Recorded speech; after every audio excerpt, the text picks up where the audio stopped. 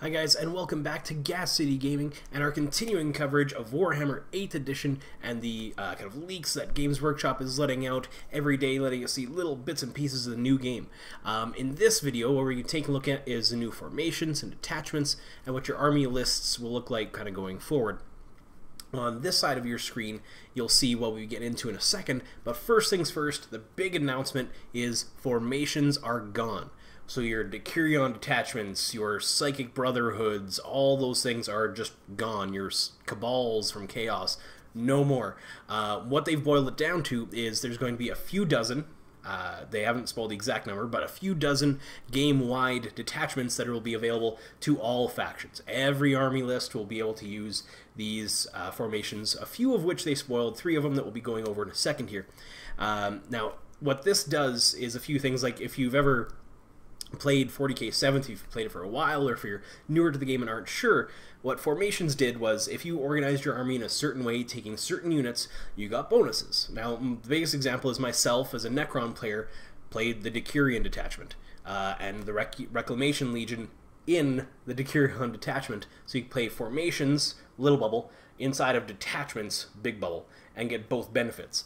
So, as a Necron player, this gave me all my units relentless, and let me roll my essentially feel no pain, but my reanimation rolls to 4 up rather than the normal 5 up, which an army-wide, well not army-wide, but most of my units having their armor save plus a 50-50 shot at feel no pain was kind of ridiculous. If you ever played against Necrons, they were harder to keep down, one of the harder armies to keep down really, even with like high AP or high power shooting. So because of that, and that wasn't even, like, there were more ridiculous detachments and formation rules and things like that, but that was, the Decurion detachment was one of the strong ones. Now because of this, there was becoming a growing problem in codex creep, kind of the power creep in the game, where if you played the newest codex that had the newest formation, the newest special rules, you kind of automatically had one of the better armies because your formations were newest and had some of the best and newest rules. Not automatically, like in maybe Gene Stealers and whatnot, but you know, the new Inari rules, Yanari, the Eldar rules, or the new rules, some of the new rules they had for Tau with their shooting and Overwatch and support shooting and stuff like that, and the Decurion detachment again. Just some of those were really, really strong and just outclassed some of the other armies just completely. It just wasn't competitive. What you take a look at on this side of the screen is the list of new battlefield roles that there are. Now, most of them, all but one essentially, are still back, just kind of redefined, giving new logos. So these nine battlefield roles are, we'll see how they fit into the formations, or the detachments, sorry, the formations are gone, how they fit into the new detachments in a second, but we'll go over these first. So you have your HQ, which is just like it sounds like, usually your generals of your army, your librarians, your chapter masters, your brood leaders for your Gene Stealers, your Chaos Lords, your Farseers for Eldar, Overlords for Necrons, all those things kind of fit in your HQ slot. Your troops was your just generic infantry, usually your Hormagaunts, Termagaunts, blobs of guards, Space Marine tactical squads, Necron warriors in your troop slot. Your elites, of course, your Terminators, your Praetorian Guard. Fast attack was like your skimmers, usually some fast attack vehicles, some jump infantry, bikers. Heavy support, so your tanks, things like that, tanks, walkers, things like that. Dedicated transport, so your rhinos, razorbacks, ghost arcs, those guys.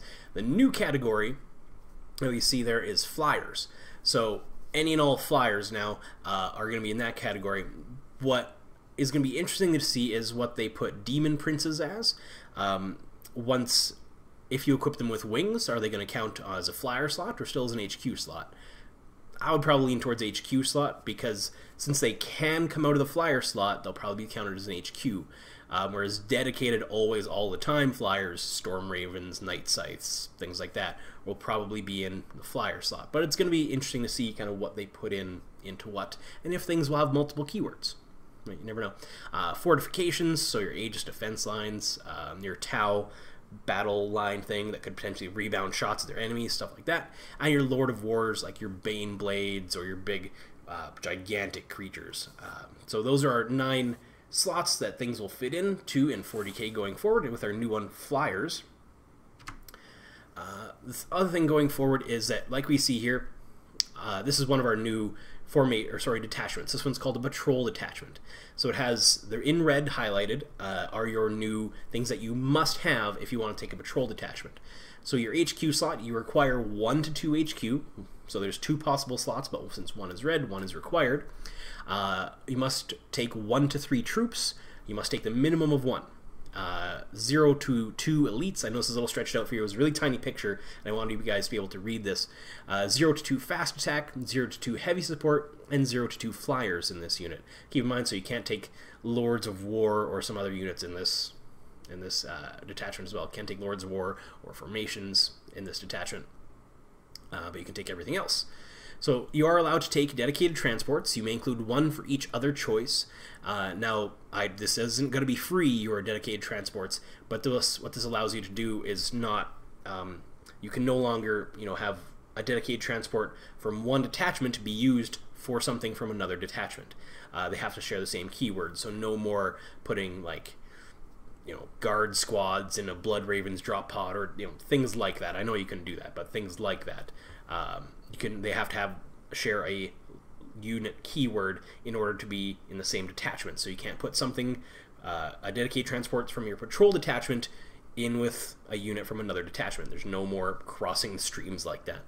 So, but the minimum for your patrol detachment is 1 HQ and 1 troop, all the way up to 2 HQs, 3 troops, 2 elites, 2 fast attack, 2 heavy support, and 2 flyers.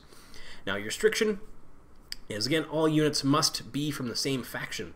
So whatever they're going to assign faction keywords when we finally see the rules come out, and as long as they have the same faction keyword, they can all be in this detachment.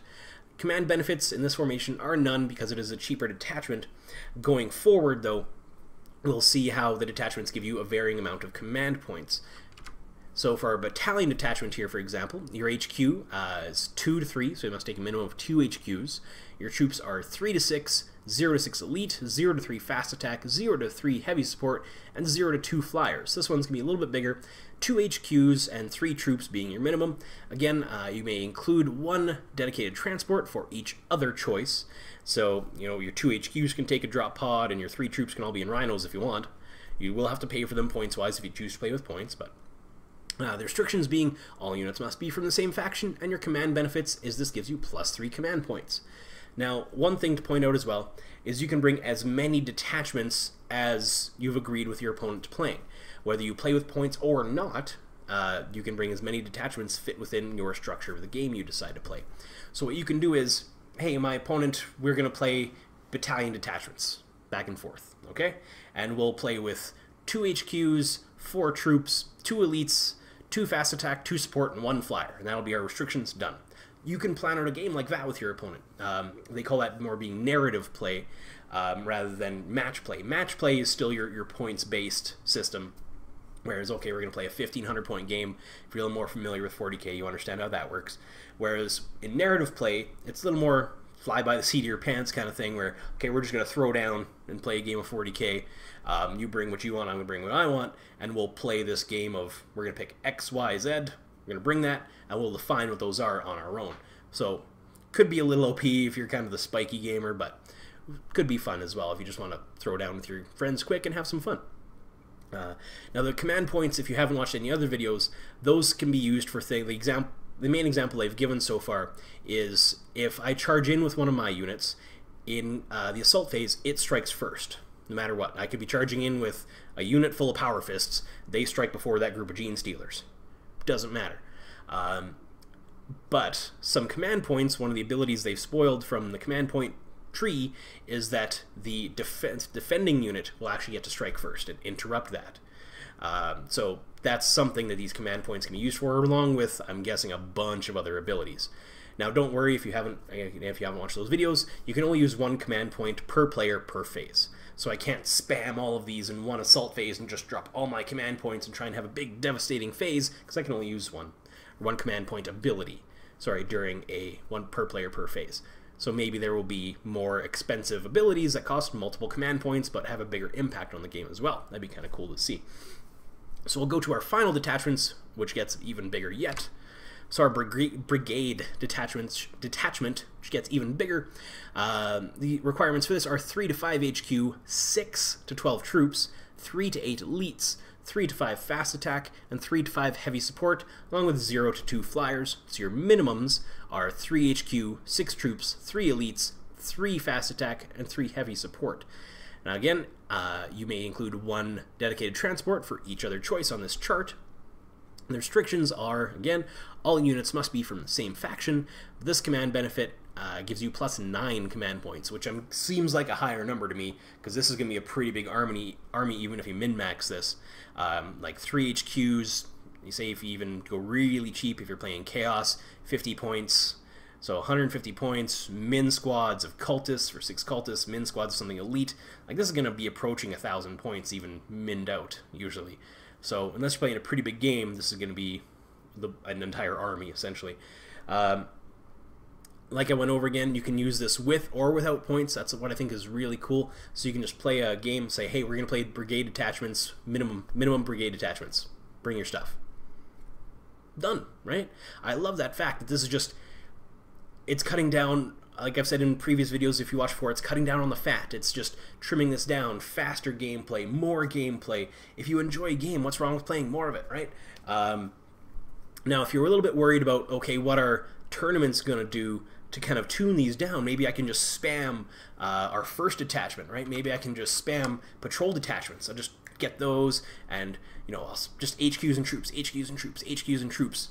Or maybe there's a detachment that's going to be, these are the only 3 you have spoiled yet. Now they've said that there are going to be a few dozen game-wide detachments, so there's probably one in between our patrol detachment and our battalion detachment where it gives me maybe 2 command points, but I don't have to bring a lot still. So I'm just going to spam those and get as many command points as I can, right? Kind of min-max my army to get all these really super powerful command point abilities. But GW has come out and said that they will have further rules for match play. So you're using points. They said you can, they're just options that they're giving to tournament organizers. Like you'll have possibly one rule that they gave an example of. I'm sure there's more, but one rule that they gave is that they're going to limit the number of separate detachments you can bring, for example. So say you can only bring 3 detachments. Because keep in mind, you can still bring, they haven't showed us an ally chart or anything yet, but you can still bring multiple detachments from different armies or different you know, different forces or different factions. Like I can bring a guard force and some space marines if I want, or a guard force and some sisters of silence or custodies. You know, I'm assuming there's still some kind of ally chart, you know, so you can't bring, well, maybe you can bring Necrons and Blood Angels, you never know, but they're going to have some, I'm assuming they're going to have some kind of ally chart. They haven't really spoken to that yet, but they're going to limit the number of detachments you can bring, so you can't just spam the strongest things from each codex, or from each faction, I guess, since there's no more codexes. But so it's going to be really interesting going forward, seeing once we get more details about these going into the summer, and really see how people start to use them. Again, another point they've really hammered home is that they've play tested this a lot. So, and they've play tested it a lot with competitive gamers, not just in-house. They've play tested a lot with people who attended Adepticon. So the people who are really making the powerful lists and know how to play the game.